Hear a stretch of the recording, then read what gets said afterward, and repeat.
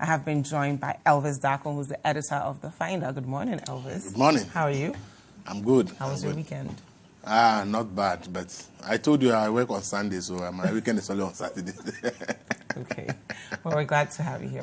Thank you very much. We also have with us Nathan Quao, who's a lecturer and a journalist here at Citi TV and Citi FM. Good morning, Nathan. Hello. How are you? I'm fine. Thank you for joining us this early in the morning. Yes. How was your weekend? Weekend, I was working. Gosh, God, don't let it look like journalists just work 24/7. Somebody has to have had a good weekend. All Citi TV or Citi radio shut down over the weekend because everybody was to rest. People will start calling you, what is happening? What's going on? Yes, because they depend on that for information. Okay. So we'll now take a look at our first story here, and I'm reading from page 8 of The Finder. It says here, NDC, other parties demonstrate against new voters register. So the Inter-Party Resistance Against New Voter Register, a group made up of some political parties, at the weekend embarked on a demonstration against the Electoral Commission's decision to compile a new biometric voters register for 2020 general elections. Now, the political parties included the NDC, the Convention's People's Party, the United Progressive Party, the United Front Party, the All People's Congress, and the People's National Convention. So they went to Tamale, and in their numbers, thousands of them to demonstrate. And I'm going to quote what some of the leaders had to say. Mr. Johnson Ketia, who's the General Secretary of the NDC, said the current register was authentic, hence the demonstration to advocate for its use in the 2020 elections to save the public purse from depleting. We all know that this new register is going to cost us almost 400 million Ghana cedis. So according to Mr. Johnson Ketia, we need to save the public purse, and he cautioned foreign companies to desist from making any financial and logistical commitment towards the compilation of a new voters register by the EC. Dr. Hassan Ayariga, the leader of the APC, that's the All People's Congress, said the old biometric register used in 2012 elections was still credible and urged the citizenry to collectively go out and demonstrate against the compilation of a new one to ensure a free and transparent election. He goes on to say that if the EC claims the register was not credible, then it was conclusive that all elections held after 2012 were not credible. So, Elvis, I'll start with you on this one. Okay. Give us a brief overview of people for and against this whole new register and where you stand in the matter. It's nothing new. I remember in 2012 when the decision to have a biometric register was to take place, NPP made all kind of noise. They said all kind of manner of things. If you remember, even on the day of voting, they stormed the offices of STL that they believe that something fishy is happening in the office of STL because they believe that STL is there to support NDC win the elections. And many things happened. And at the end of the day, the very register that and the very STL data that we used, NPP emerged winner of the elections. So for me, what these people are doing is nothing new. It's just, I call it enunciating partisanship decisions in this country that I don't even understand. Do we need a new register? Wait, that's the question. Initially, I said no, but now I said yes. Why did you initially say no, and why? Initially, I said, the money is big because I didn't know the challenges with the existing 400 million Ghana cedis. Yes, this money could be used for some other things. Why do you want to use it for a new register? Because at that time, I wasn't privy to the issues that existed with the existing register. Okay. I thought it's a system that we could easily upgrade and use because if you read about biometrics in Brazil, Brazil took 20 years to be able to perfect their biometric registration system for elections. But did they change it, or they were just innovating the new one? They have a system, a progressive system as to what they want to achieve. So it was being upgraded. And they did it gradually. So they didn't just change it and bring a new one in. No, so they start a system, and they know that because of our population and the data we want to collect, we can't do it easily. And they have a plan. Okay. And it took them 20 years to achieve it. Yes, but were they building on the initial one, or did they just throw it away? That's what I'm saying. That it's a plan. It's a system. So they started from a point, and they built it gradually, and within a period of 20 years, they have built a structure that they believe that is now very good for them to do elections. Okay. India has a 10-year plan to build a biometric register that they will use as a country. Okay. And they are working at it. For Ghana, we didn't talk about any plan. All we know is that we have a biometric register. Now, I said, if we have a data, everything is, why is the problem? Then the EC puts out the figures that they wrote to the vendors that we are coming to an election year and we will need our systems to be in place. So give us what it will cost us to put the data and the system in place to be able to use it. And then the vendor submitted its figures. And they look at the figures that the vendor has submitted. And they compare to buying a new system. And they think that buying a new system makes more sense than relying on the old one. Because in the technology space, if you don't have a progressive system like Brazil and others have done that, I'm going to do it from here and I'll upgrade from here to here to here. If it's an off-the-shelf thing you are buying, it means that with years, it becomes useless. It should become cheaper. So the current one is off the shelf? Of course, that's what we have done. So if you look at maintaining an existing BVD, it's more expensive than buying a new BVD under the new system. So I'm looking at it purely from the point of cost. Not about the issues people are raising. For me, it's not issue. So on the basis of cost, because some people have also come out to say that if you have certain issues with the current one, you can just spend maybe $1 million, which is like 6 million cities on it, and then keep it. No, and that is the issue. Okay, so that's based on what the Electoral Commission has put on, the vendor has not challenged. The figures they have put are outrageous for an old and existing system, and we are going to spend that much. And we are talking about a new system that, according to the EC, will give us even more value because will give us facial recognition and others that the old system doesn't have. I will base my argument purely on the issue of cost. We are, according to the Electoral Commission, whether we are having elections or not, we are paying the old vendor $4 million a year just for maintaining the system. Dollars, okay, $4 million. The cost of internet was $1.2 million every year. And they are telling us the cost of retooling an old system is over $15 million. Okay, so what would be the total? So if you look at the total cost that they are talking about, as we can retool the existing system and use, which doesn't even give us the issue of facial recognition, because we all know that the system has a problem with biometrics in terms of some people verifying. So for me, I am not bothered about what the politicians are doing, because NPP did it when but we were going to do it. This is an issue of negotiation. So if you as the techie, right, you tell me you need to do X, Y, and Z, and I tell you that this is all I need to be able to use this system. Can you still reduce the cost? Must you take everything that the vendor is you don't build the system. Yes, but you are using it practically for the elections, right? The people who build the system, they are the one who can maintain it. Yes. And they are telling you the cost of maintaining the system is this. Which is what did they quote as the cost of maintaining the system? This is the cost. What was the quote? That's what I'm telling you. The cost of even buying, repairing an old BVD machine is more expensive than buying a new one under the new system. Okay. So the Electoral Commission did cost-benefit analysis. And they said, look at the cost-benefit analysis and compare to the fact that we are having problems with verification of some people. We believe that buying a new thing on the shelf, which we believe will do better than the old one, it gives us more value than going for the old system. Okay, so let's take a look at exactly... Okay, go ahead. The new system we want to buy, this is how I want to look at it. We should ask the Electoral Commission, the new system we are going to buy, is it going to be just an one-off thing that 8 years' time it will become useless like the one we are talking about? Or it's a progressive system we want to build that when we start, in 4 years or 8 years from now, we'll just spend a little money to retool it and it will be available for us to use and it will be effective. If that is what we are going to do, then we should begin to have the conversation around that. But if it is going to be another one-off shelf thing we'll buy and it will just become like the same system we are complaining about after 8 years or 10 years, then for me, we have to look at it again. So we should forget about these demonstrations and be asking the right questions. If we say, maintain the old system is expensive, for the new system we are going to buy, 8 years from now or 10 years from now, if we want to retool it and make it useful again, how much will it cost us?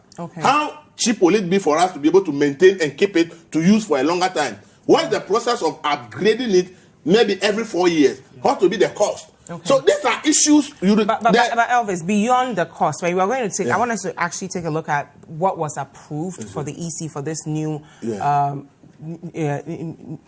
Let's take a look. The voters register. Thank you, Nathan. So there you have it. You're looking at it right there. The procurement of registration materials. You're looking there right now. I understand. We're breaking it down. Training of officials. That's a cost that you wouldn't have to do if you were maintaining the old one. Would you still have to retrain people? No, let's look at. So have to train people. You look at it. You're looking at publicity right there in your screen. Publicity about the voters register. Of the voters register. But I'm just saying, if we were to maintain what we've been using all along, wouldn't we be able to at least decrease some of these costs that we're looking at versus bringing a brand new system at what use on an election year?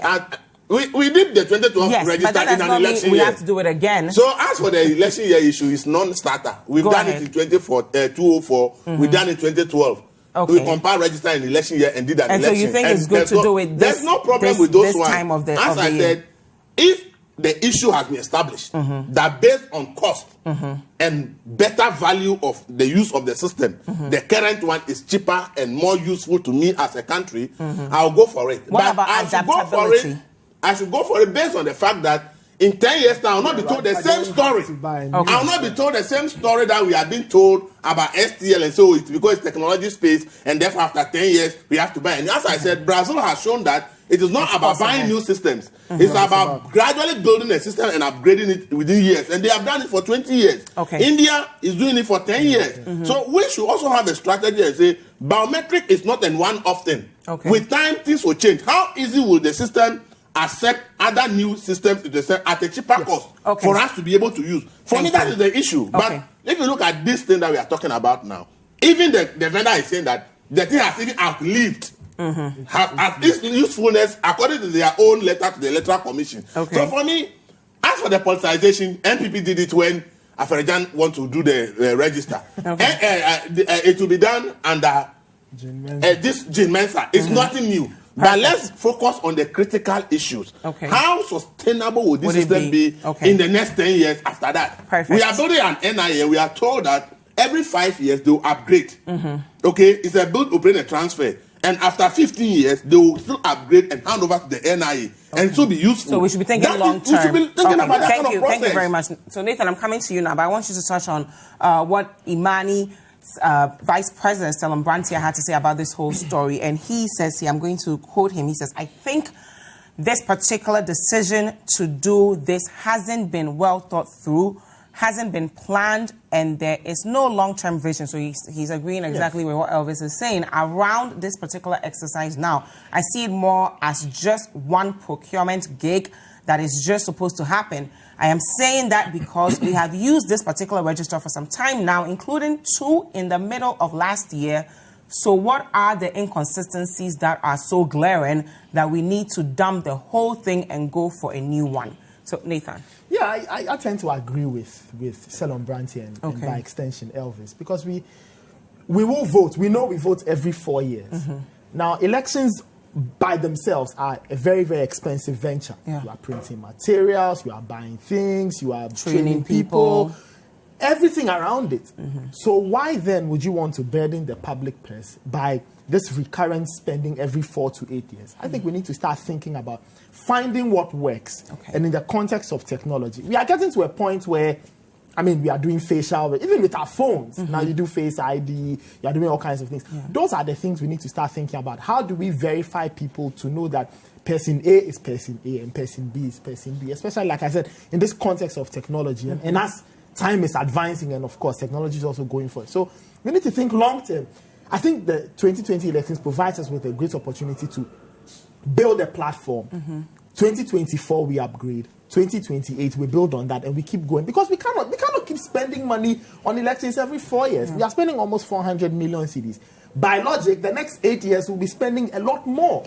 So we need to sit down, devise a strategy, have a plan.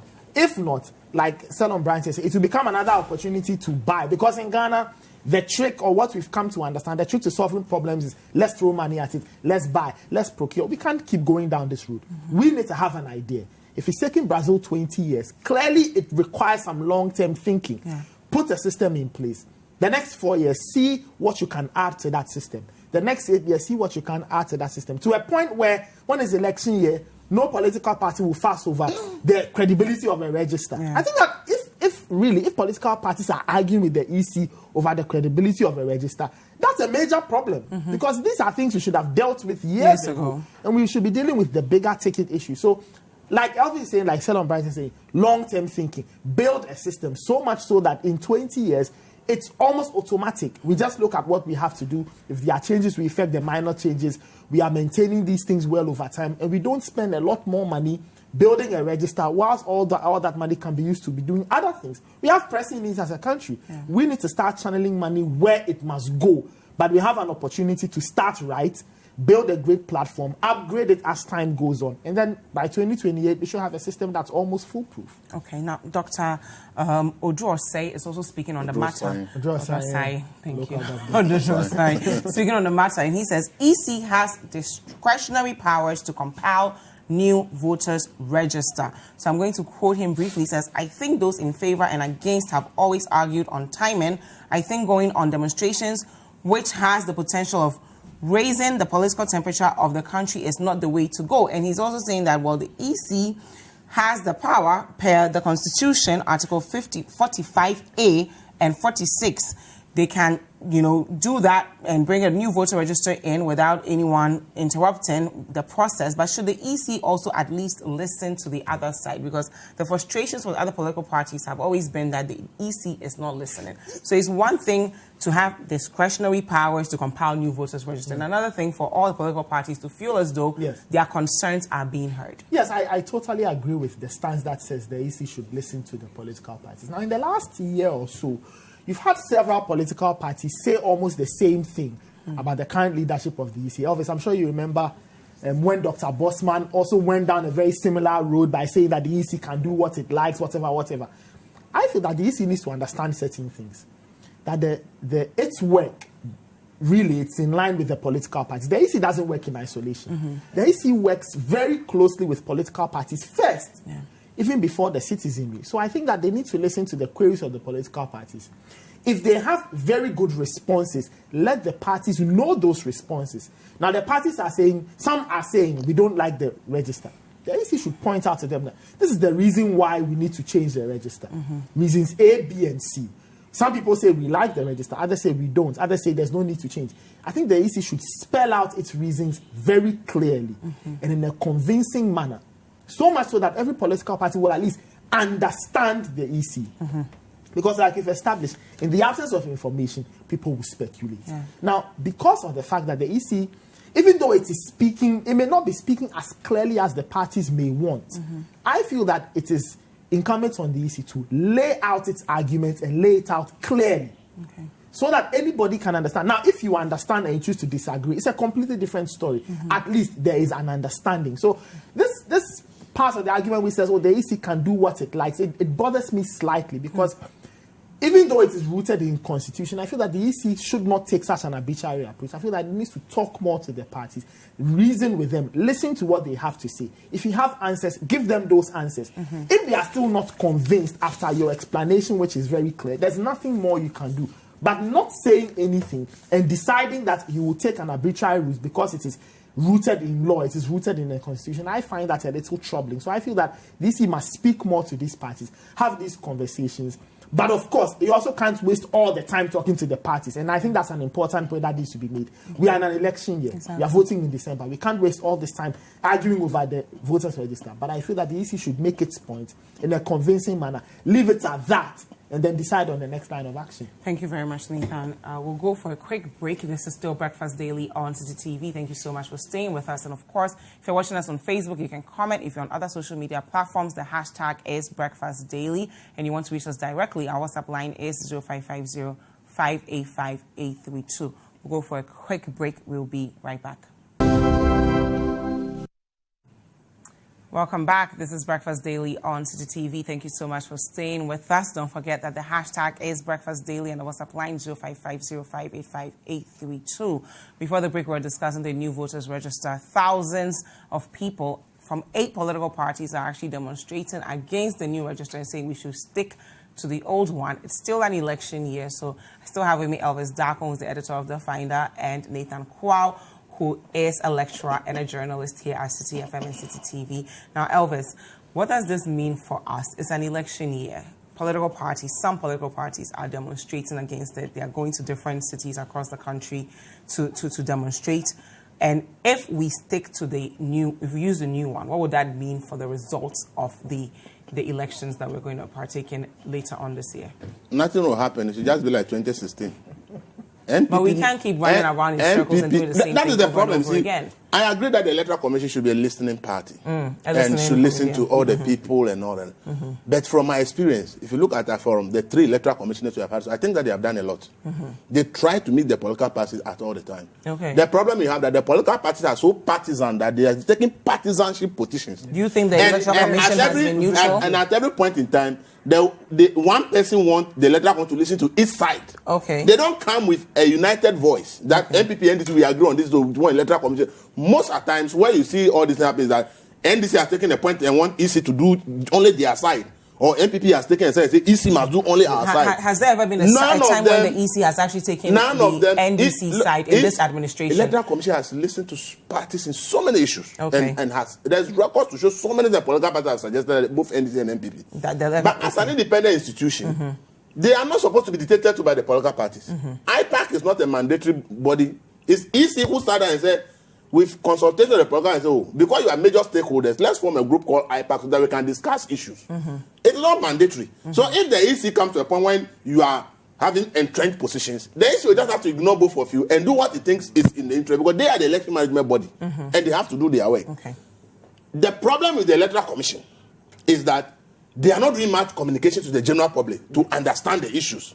So the general public get divided by the parties. But I believe that if the EC strengthens its communication outfit and makes its point strongly to the people will begin to ignore the political parties. But I think that the EC's communication need to be beefed up, especially in an election year.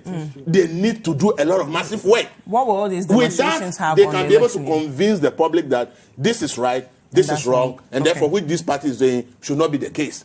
So we cannot say that the party should also dictate to EC. It should never be the case. This is the electoral money. If there's any problem, nobody is going to blame any political party. But how the do we EC is the one who will blame that you are the one who caused it. How do we solve this issue of every time there's an election year, people have issues with the EC because decisions were made that some parties most of them are partisan interest issues. So we should be going to read through the partisanship aspect of it. What I ask myself, NPP fought STL and Electoral Commission. We don't want STL. It's an NDC company and all that. The same way that STL did made NPP a winner of an election. I've always said that Dr. Kodwa Forejan has insisted and said it any time. Forget about all the process. You police them a little. The biggest policing you have to do is to deploy the people who are intelligent in elections on the election day.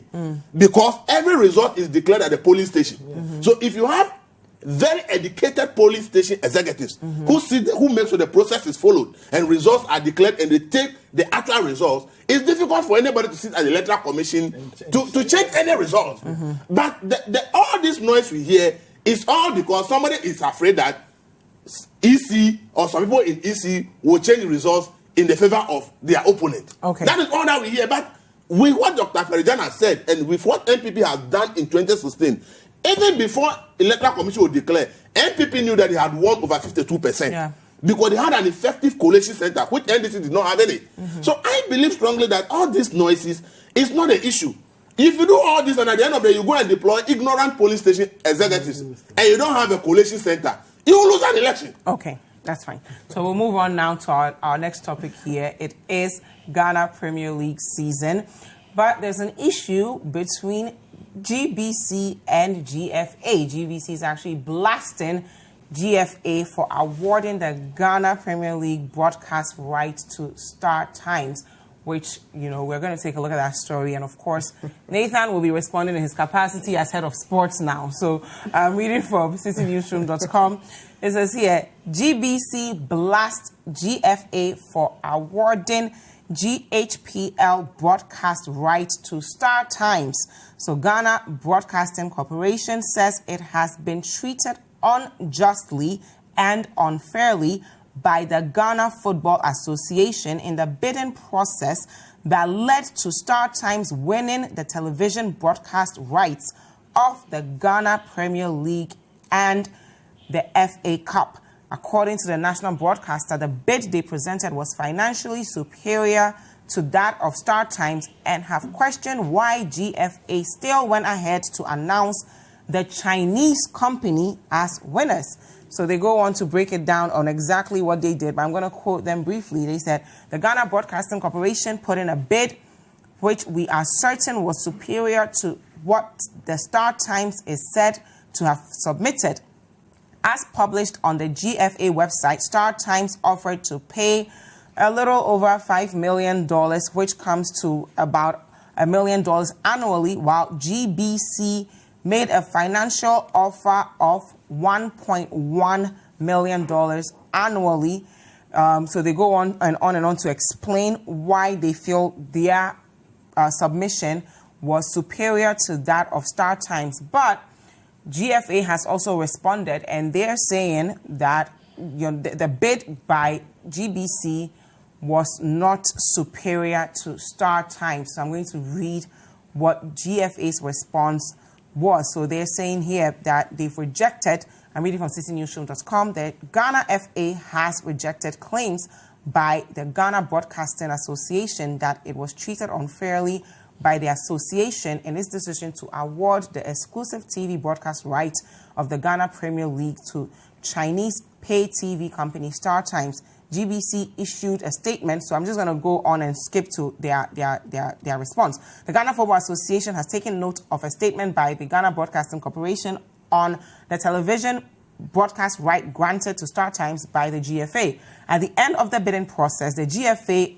is shocked by the deliberate misinformation in the statement and wishes to respond to the facts as follows. 1. On December 5, 2019, GFA issued a statement to invite bids from media organizations for television broadcast right for its competitions or any combination of its competitions. So that's the Premier League, Division 1 League, Women's Premier League, FA Cup, and Women's FA Cup. 2. The deadline for submission of bid was 5 p.m. on Tuesday, December 10, 2019. At the end of the deadline, GBC had submitted 2 different bids. So they go on to tell you exactly what their bids were. The GBC bid also had conditions attached to the bid, among them a revenue share on any title sponsorship that the GFA secured for its competition. GBC wanted 20%. So they go on and on to explain exactly why they chose Star Times over GBC. But some people are saying, it's a national thing. Maybe GBC should have been considered and us not give the right to Star Times. But Nathan, please provide some overview of this matter to us, and if GFA has been fair to GBC. Well, the first thing we need to say is that all this money that's coming from the people that get the TV rights will go to the clubs. Now, the league doesn't have a sponsor, so all the money that comes in will be shared among the 18 Premier League clubs and the women's teams, all that. Yeah. So to start with, any decision taken by the GFA would be premised on this. Okay. Who would give us so much money that we can share it to these 18 teams or all the teams, and everybody will be happy. So that's the major consideration when you are trying to get money to sponsor a league and all of that. So the GFA looked at all the bids, and I'm sure they did, and they came to a decision. And I suspect their major consideration was who had the ability to pay now, who had the financial muscle to actually pay upfront and say, take this money and give to the club. So it's not enough to just offer more money. It's just not enough to offer more money. If you offer more money and you can pay after 1 year, what's the point? Okay.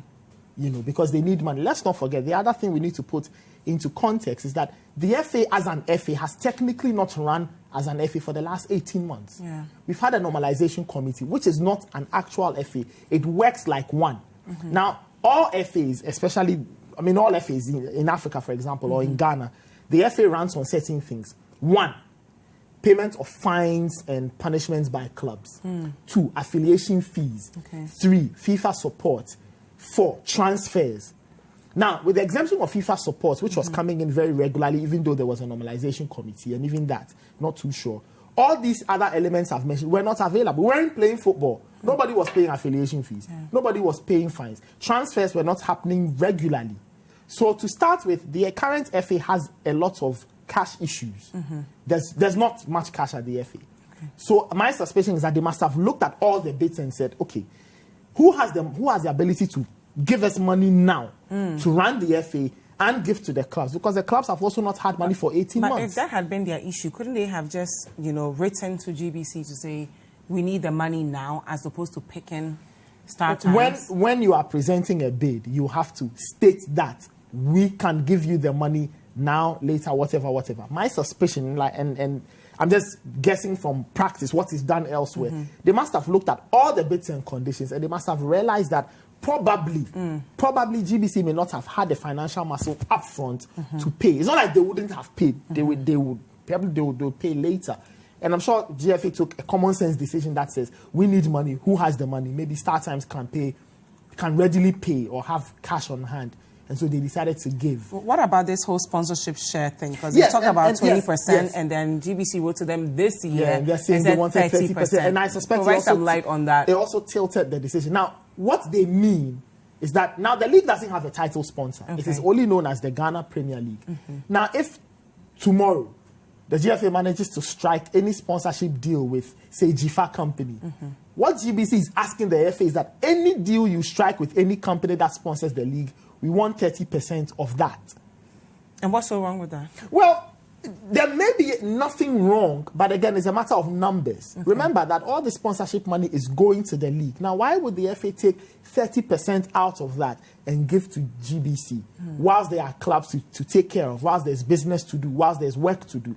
So I suspect the FA must have looked at the numbers. They must have worked the numbers, done the financials, and realized that this bid won't help us too much. Let's go with the Star Times bid. That helps. Again, the other reason why I suspect that the FA might have gone with Star Times is previous history. Now, between 2016 and December 2019, the FA and Star Times had an existing sponsorship deal or existing TV rights deal. There were issues with that, but the bottom line is that Star Times at least were the people broadcasting the league. So my suspicions are that the FA must have looked at that relationship and said, you know what, Star Times, they've already done this. They may have an idea. Even though Star Times technically used some equipment and some manpower or labor from GBC to power their broadcast, it was still Star Times doing it. They were paying GBC anyway for their service. So if you put all of these things together, plus on top of all of it, GTV's bid was late anyway. It came after the deadline. So well, they submitted two on time, but then the subsequent ones, and of course that you can accuse the FA of encouraging them to do so, because they had subsequent meetings, and then GBC came back with a second set of bids that did not satisfy the FA. So if I analyze all of this, and the FA hasn't told us what went on in the process, they've only issued a statement, and I'm only extrapolating to basing my analysis on what happens elsewhere, what is practice or what is common practice with associations getting TV rights bids and all of that. So they've taken a decision that they feel will help. I always say that the conversation should go beyond who got and who didn't get. The conversation should go beyond what can Star Times do. Are they delivering? Their first test was over the weekend. They started broadcasting, and from the feedback, some people are happy with what they watched on Star Times. Some people will give them some more time to see what they can do. Star Times themselves last week held a press conference, listed a long line of things they will do. So now the judgment because people have access to GBC already, so it's easy for everyone. Yes, it's easy for everybody. What would this mean for us getting access to it now? Star Times have offered one free game every week. Somebody said it's not enough, and I agree it's not enough. But if you look at the practice elsewhere in the world, for example, in England, in Ghana, if you have a DSTV box or you have any other kind of box, you can watch all the games. People don't enjoy that in England. In England, you only get one free game every week. The rest, you go and watch. Okay. So why don't we enjoy what we've been enjoying all along? I think that the first thing is that people actually need to step out of their homes and go to the match centers to go and watch the games. That's what you think? That's what I think people should do that. People should go and pay, because it's one way clubs make money. When you go and pay at the gate, they will make the money. Of course, if you are buying a box to watch, inadvertently the money gets to them. But I feel that this habit of we want to sit home and enjoy the Ghana Premier League, no, go out there and enjoy the Ghana Premier League. Now, Ghana Premier League being delivered to us by a Chinese company. That's true. shouldn't there have been some consideration that this is our own? We've been talking about, maybe, I don't know how it works in the football world, but give some kind of priority to your own local company. I understand that. But even before the league started, there were conversations between the FA and government through the sports ministry that said that, you know what, we are about to start a league. And they suggested to the league, and I can say this in authority, they suggested to the sports ministry that, can you get us an amount of money, a good amount of money, we'll give to the clubs for the clubs to run. And we'll try and make money. When we make the money, we'll give it back. Okay. Right? Now, I don't know if getting GBC to come in was part of that conversation, but there were conversations of at least sourcing money in Ghana to help the league start. They didn't get a proper response, and so they decided to do what they had to do. Again, we need to understand something. The FA, by law or in law, as it is registered, is a private entity. The Ghana Football Association is registered as a limited liability company. So, like any other limited liability company, it will take decisions that, one, will be influenced by its overhead, how it wants to run, its margins, and its profit. And they have decided that we want to work with StarTimes. But I'm saying, the judgment of whether that decision is right or wrong, we'll see it in the next few months when the league is running. When we see what StarTimes will deliver. Like I said, it's a business decision. They've taken that business decision, and they felt that GTV just couldn't work the numbers properly for them to make sense, and decided to go the other way. Thank you very much, Nathan Quao. Elvis, your thought on this GFA, GBC, our sovereignty. Have we lost our sovereignty to StarTimes? It's not about, this is a completely wrong move by the GFA. Really? Yes. How so? Yes. Let me explain to you. Ghana Football Association has a problem of getting people to the stadium. Okay. You need to have strategies to get people to the stadium. If GBC presents a bid, why did GBC present a bid? They have been working for StarTimes for the past 3 years. Yes, FA had 10 years contract. Why did they cancel the contract? Why did they cancel the contract and renew it and review it? You cancel the contract. GBC also said, we also think that we've been working for staff for 3 years. If you cancel the contract, we think that we are in the best position to rather be the major contractor and not a subcontractor. So they put in a bid, and they put their conditions, and you rejected them. Right now, they made the issue of the 30%. Has the FA told us what percentage they are giving to StarTimes? Well, yeah, they are keeping their contract a secret. They don't want the public to know how much. But there are allegations that what they have even given to StarTimes is even bigger than what GTV is asking for. Why is it? They said they are a private company, so they decide how to keep it. Okay? So there are allegations. But if they are telling us, there are rumors that what they are even giving to StarTimes in terms of that percentage is even bigger than what GBC was asking for. It's in comments on the okay? So you are telling me. Nathan, I'll come back to you to respond. But let me finish. Yes, go ahead. And you are telling me that I'm letting you finish. This is it. StarTimes is a Chinese company. Are you telling me that if StarTimes and GBC present similar bids to a Chinese league, Chinese government will give the bid to Ghana? It will never happen. StarTimes, once we are refusing to fund GBC, what people don't know is StarTimes is heavily bankrolled by the Chinese government. Okay? The money you are seeing here is heavily bankrolled by the Chinese government. But you don't fund your GBC, and you are complaining that they are not doing well. How do they do when they don't have the money? And when there's an opportunity, they think that we can all leverage on this as a nation, and if it works well, we can do something. You decide to prefer a foreigner. So for me, the FA itself got this wrong.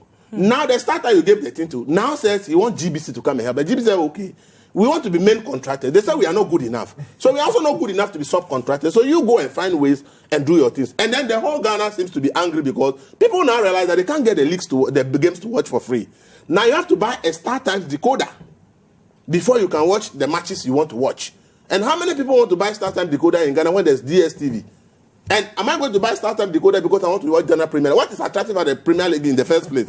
Who are the big name players that will attract me to the stadium? You see, the FA need to be strategic. They have to be smart. You see, they mention English Premier League. I said, my brother, go to their history and find where they came from. What they did to be able to get their citizens to be interested before they are entering into these deals. You are nowhere near them. And you want to do the sponsorship deal that they are doing. How do you get there by magic? You are in a country where there's no interest in the game. So you should find out how they were able to get people into the stadium. You are not having strategies that will get people to the stadium, but you think that if you give it to a pay-per-view television, then you get people to the stadium. It's not true. Yeah. There must be a strategy, a master strategy somewhere to be able to get this to the stadium. If the clubs say they are private clubs and they need money, why should they go to government? Government can't give you the money. Go and write a proposal as a government. Want the Minister of Finance to take a bond on our books. But maybe we need $100 million to change the league in the next 5 years. Please respond to the issue Nathan mentioned of perhaps GFA needing the money now. So it's one thing to say we're providing $1.1 million. That's what they are not smart. They are not smart. But there's a genuine gap for money. They are not smart. Okay. GBC is a public broadcaster. If FA has a master plan, smart master plan, and say government, we have sat down as a FA. We've done our calculation. If we can invest this amount of money in football for the next 5 years, we can get the stadium to a certain level, and we can begin to get the money. We know government won't give us free money, but we claim that we are private people. But GBC is a public broadcaster.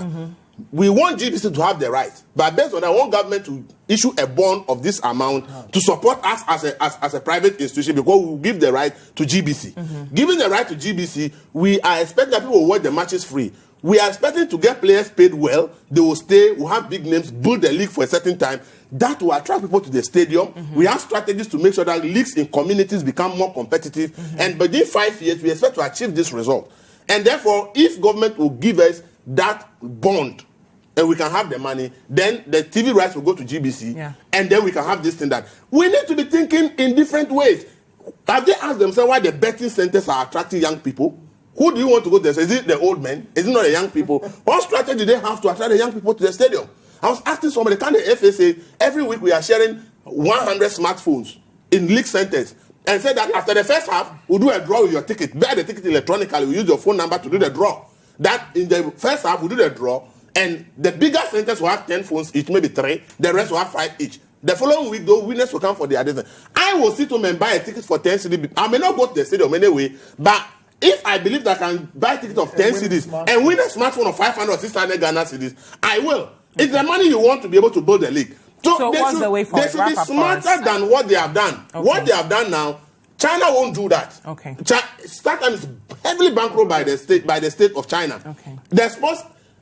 The issue of GBC, again, there's some sports analysts say how many live programs are shown in Ghana for StarTimes to bring all kind of equipment. I said also the state of Ghana should invest in GBC with the OB van, and you want Chinese companies to come and use the equipment to do their work, pay GBC peanuts, and make the profit and take it to China. Is that the way we think? Okay. Look, this Africa continental free trade we are talking about, these are all part of trade. Football is a big business.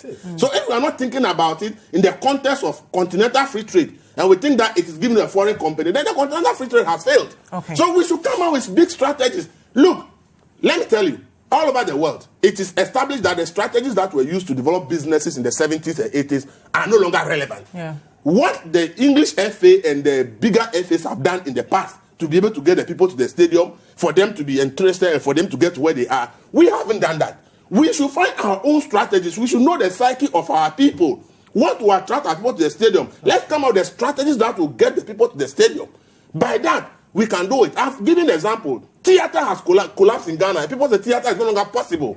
But we have Uncle Ebo White and some few people who are staging plays now and are making money. Chief Moment and all we cited the issue of theaters have collapsed. Silverbird showed that they can get, and people have a need to work, leave their theaters at home and come and watch. Okay. We have started seminars that people have using innovative strategies to get it working. If the FA wants to work and they want to be copy-pasting what is happening elsewhere, I can tell you it's a failed strategy from the beginning.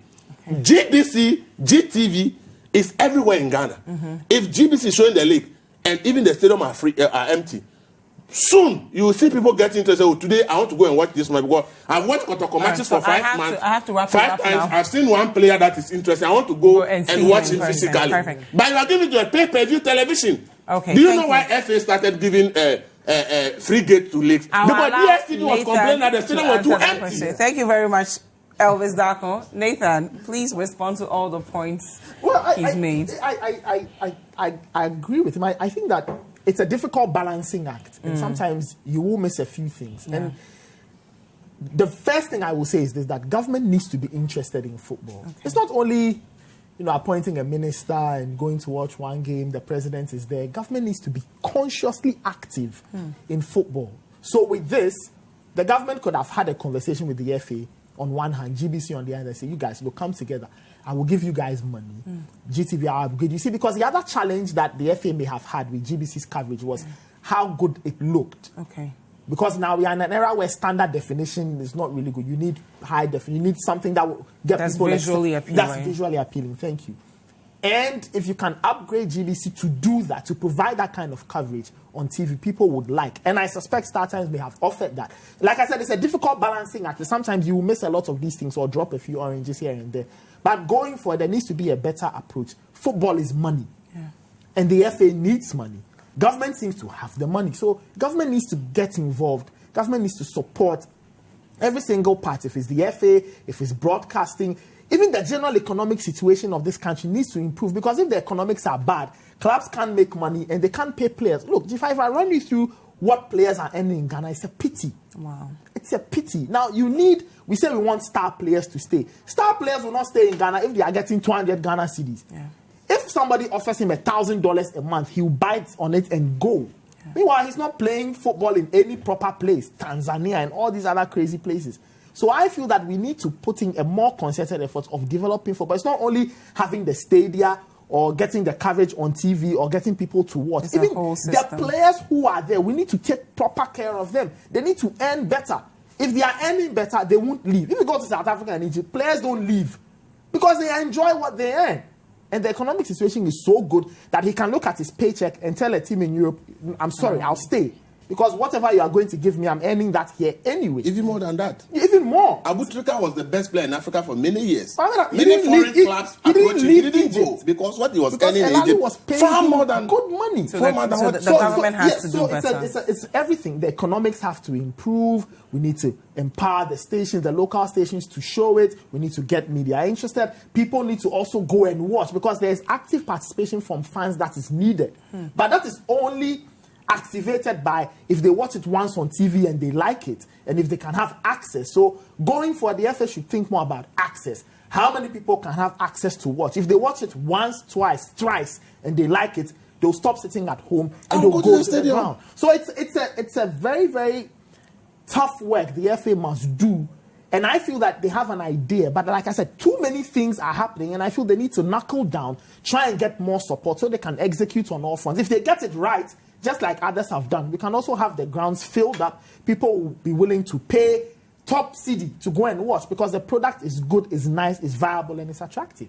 Thank you very much. Elvis Darko is the finder. Well, the editor of the finder, the finder of the editor. Elvis Darko is the editor of the finder. And of course, Nathan Quao, head of sports, lecturer and journalist here at Citi TV and Citi FM. We've received some of your messages, so I'll read them briefly and then we'll close this segment. A.U. Farouk from Tamale North constituency says, good morning to you and your able viewers. The EC cannot take us Ghanaians for granted. They should drop the new register now or face the wrath of Ghanaians. We will use all constitutional means to resist the new voter register. Dr. Abedi from Kwadaso says, I agree with the Electoral Commission 100% that it is prudent to get new data center for $6 million than upgrade to the old one for $15 million. And kudos to the president for what you're agreeing with. But you are upgrading an old one for $15 million. A data center, you are buying a new one at $6 million. Almost 3 times the amount you buy a new one. And you said, but there's you should keep the old okay, one. But as I said, you see, the argument is made it simplistic. It's about how easy will it be to upgrade that data center 5 years from now, 10 years from now. Let's think long term. Thank you very much, Elvis. We hope you've enjoyed the show. Make sure you subscribe, like, comment, and share with your friends. This is Breakfast Daily on Citi TV. Join the Breakfast Daily team Monday through Fridays from 7:30 a.m. to 10. Join us for breakfast daily, only on Citi TV.